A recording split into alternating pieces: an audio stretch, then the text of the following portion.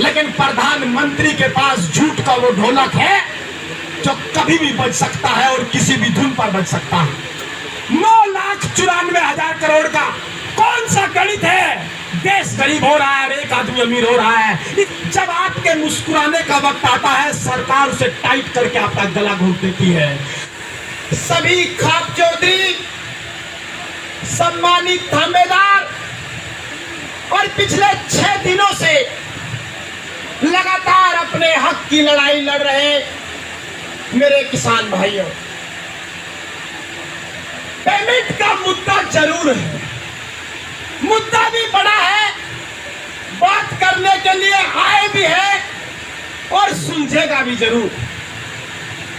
किसी शासन प्रशासन, नेता मंत्री संतरी इस देश में किसी में हिम्मत है ही नहीं कि किसान का पैसा रख ले। लेकिन मैं आपको इससे ऊपर ले जाना चाहता हूं। जब आप यहां बैठे हैं, उस वक्त 8 सितंबर को भी भारत की सरकार ने इस देश के किसान के साथ बड़ा धोखा किया। सुबह अखबार पढ़ रहा था तो सोचा कि सितंबर का महीना आ गया, इस देश के प्रधानमंत्री लगातार लाल किले से कहते हैं कि भारत 5 ट्रिलियन की अर्थव्यवस्था बनेगा, भारत विश्व गुरु बनेगा। देश के प्रधानमंत्री ने कहा कि भारत दुनिया में हर देश का अनाज से पेट भरने का काम करेगा। हमने सोचा कि अगर भारत वाकई इतनी अमीर की स्थिति में चल रहा है, अर्थव्यवस्था इतनी अच्छी चल रही है, तो अगस्त का आंकड़ा देख लेते हैं। अब तो हैरानी होगी, मैं आंकड़े लेकर के आया हूं, आंकड़े आपको बता रहा हूं। भारत जिस दौर में है, ऐसी स्थिति में कभी नहीं रहा। भारत की सरकार का आंकड़ा कहता है कि अगस्त महीने में निर्यात की जब बात है तो भारत ने अगस्त महीने में 2,60,000 करोड़ रुपए का निर्यात किया। 2,60,000 करोड़ का। वहीं अगर आयात की बात करें तो भारत में आयात हुआ है 4,90,000 करोड़ रुपए का। यूं कहिए कि भारत को एक महीने में 2,30,000 करोड़ रुपए का घाटा।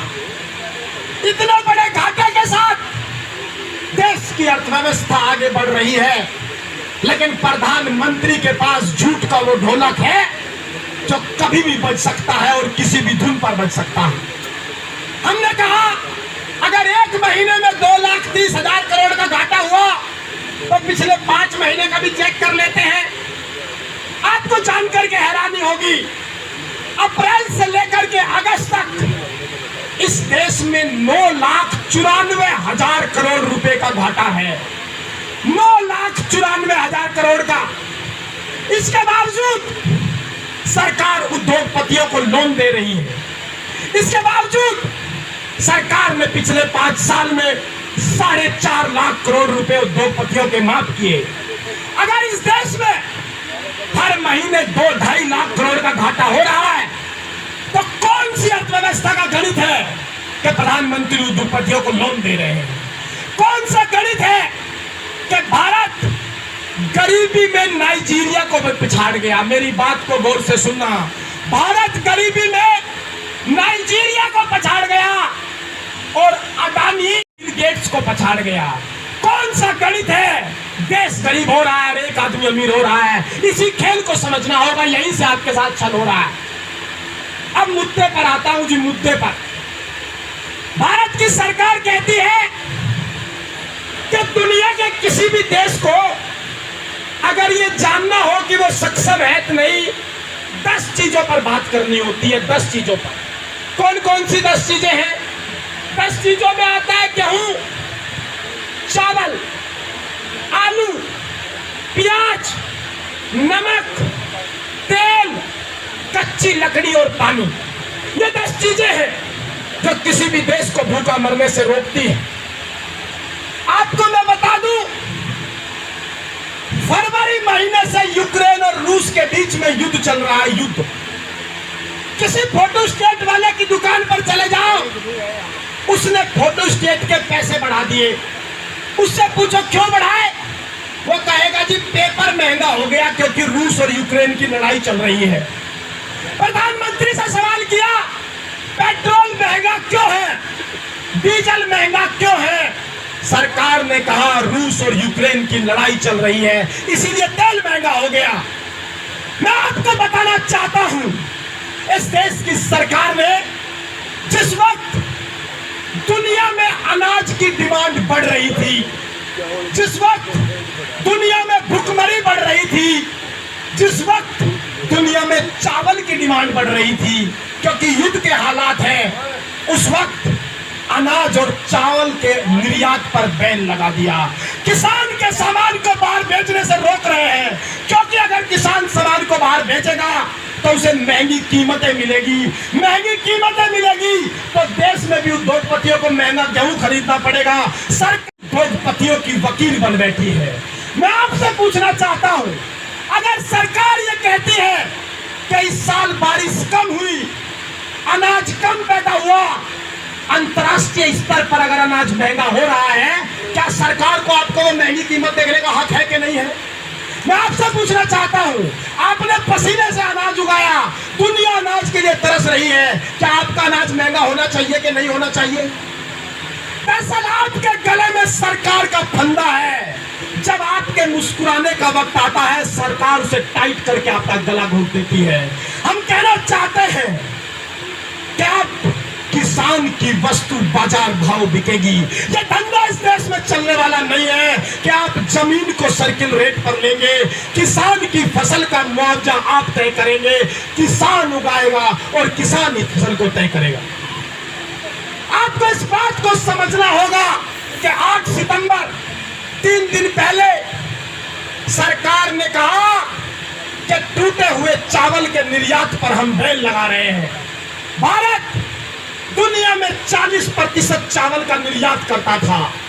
दुनिया चावल मांग रही है, गेहूं मांग रही है, भारी कीमत देने को तैयार है, लेकिन सरकार उनके बीच में खड़े होकर वो पैसा आप तक नहीं आने दे रही। सरकार को किसने हक दिया है कि जो पैसा किसान की फसल के नाम पर आना था उसे बैठ करके खा जाए? सरकार को किसने हक दिया है कि पसीने से धूप के छप्पर तले किसान जो फसल उगाता है उस पर बैठ करके उसका भाव सरकार तय करे? मैं आपसे कहना चाहता हूं, अगर आप खेत में जाते हैं तो अपने बच्चे को अखबार पकड़ा करके जाइए, अखबार पकड़ा करके जाइए।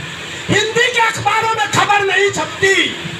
बड़ा खेल है इस दुनिया देश में, हिंदी खबर छपती है चौराहे से प्रेमी युगल फरार, किसी काम की खबर नहीं है। अर्थव्यवस्था की खबरें अंग्रेजी में छप रही हैं। अपने बच्चों से कहिए कि अखबार उठा करके बैठे और इस देश में किसान के साथ जो खेल हो रहा है उसको उजागर करें, क्योंकि मीडिया की खिड़कियों में बैठे दलाल, टीवी पर बैठे दलालों ने पैसा खा करके अपने मुंह पर टेप लगा ली है, टेप लगा ली है। आपको इस बात को समझना होगा, इस देश में सरकार बेईमान है पर ईमानदार विपक्ष भी नहीं। इस खेल को अगर आपको समझ सकते हो तो समझ लो। मैं आपसे पूछना चाहता हूं, मैं अकेला हूं तो 10 अखबार की खबर रखता हूं। इन बड़े बड़े नेताओं के पास करोड़ों करोड़ों की सैलरी के पीए हैं। 8 साल से ये एक ही नारा बोल रहे हैं 15 लाख रुपए आए। अरे 8 साल में इस देश की अर्थव्यवस्था तबाह हो गई। आप लोकसभा में मुंह खोल करके बताने की स्थिति में नहीं आ रहे, इससे संसारवाद क्या होगी? जब तक इस देश का विपक्ष एसी में बैठ करके ट्विटर से राजनीति करेगा तब तक किसान बदहाल रहेगा। इसलिए मैं आपसे कहना चाहता हूं, राजनीति को खूंटी पर टांगिए और जो जनप्रतिनिधि आपके बीच में आता है उसे पूछिए कि लोकसभा विधानसभा में किसान की कितनी बात आई, कितना फंड दिलवाया। ये बात आपको समझनी होगी। हेलो, ये बात आपको समझनी होगी कि ये खेल बड़ा है और माइक की आवाज कम है। आंकड़े तो मैं इस बात के भी लेके आया था कि भारत में किसानों की आय का क्या हाल है, बता देता हूं। कभी आपने सोचा है इस देश में किसान एक दिन में कितना रुपया कमाता है? भारत सरकार कहती है किसान को कमाई 3 चीजों से आती है। पहली खेती, दूसरी पशुपालन और तीसरी मजदूरी। जिस किसान की खेती घाटे में चली गई वो मजदूरी करना शुरू कर देता है। 2013 में जब मोदी जी इस देश की सत्ता संभाल रहे थे, उस वक्त किसान की एक दिन की कमाई खेती से थी 102 रुपया। एक दिन में किसान 102 रुपया खेती से कमाता था और मजदूरी से कमाता था 69 रुपया। साल 8 बीत गए, लाल किले से हुंकार भरी गई 2022 में किसान की आय दुगनी कर देंगे। 2022 का आंकड़ा कहता है 8 सालों में इस देश के किसान की कमाई 102 रुपए से 126 रुपए पहुंची है। मात्र 20 रुपए बढ़े हैं। किस दुगनी कमाई की बात कर करके आप ढोलक बजा करके इस देश के किसान को थक रहे हैं?